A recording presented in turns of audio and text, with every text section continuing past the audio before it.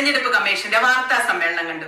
താൻ ആരാണെന്ന് തനിക്കറിയില്ലെങ്കിൽ എന്നോട് ചോദിക്കുക ആരാണെന്ന് തനിക്ക് ഞാൻ പറഞ്ഞു തരാം. താൻ ആരാണെന്ന് തനിക്ക് ഞാൻ പറഞ്ഞു തരാം. താൻ ആരാ? എന്നിട്ട് ഞാൻ ആരാണെന്ന് എനിക്കറിയാമോ? താൻ ഒറ്റ വാചകത്തിൽ പറഞ്ഞാൽ ഇതായിരുന്നു അവസ്ഥ.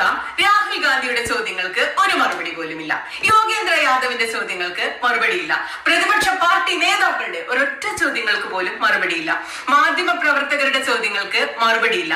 ആരുടെ മുന്നിലും മറുപടി പറയാൻ പറ്റാത്ത ഭരണഘടനാ പദവിയിലിരിക്കുന്ന മുഖ്യ തെരഞ്ഞെടുപ്പ് കമ്മീഷണർ രാജിവെക്കണം എന്നതിൽ കുറഞ്ഞ ഒന്നും ഇതിനെക്കുറിച്ച് പറയാനില്ല.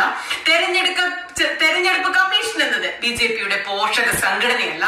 തെരഞ്ഞെടുപ്പ് കമ്മീഷന് മറുപടി ഇല്ലാത്ത ചോദ്യങ്ങൾ നമുക്ക് വളരെ സീരിയസ് ആയി പരിശോധിക്കേണ്ടതുണ്ട്. എല്ലാവരുടെയും ഉള്ളിലുള്ള പ്രധാനപ്പെട്ട 3 ചോദ്യങ്ങൾ എന്തൊക്കെയാണ്? 1, ഇരട്ട വോട്ടർമാരെ തിരിച്ചറിയാൻ ഇലക്ഷൻ കമ്മീഷന് എന്ത് സംവിധാനമാണുള്ളത്? 2, വോട്ട് ചെയ്യാൻ ബൂത്തിലെത്തിയ വോട്ടർ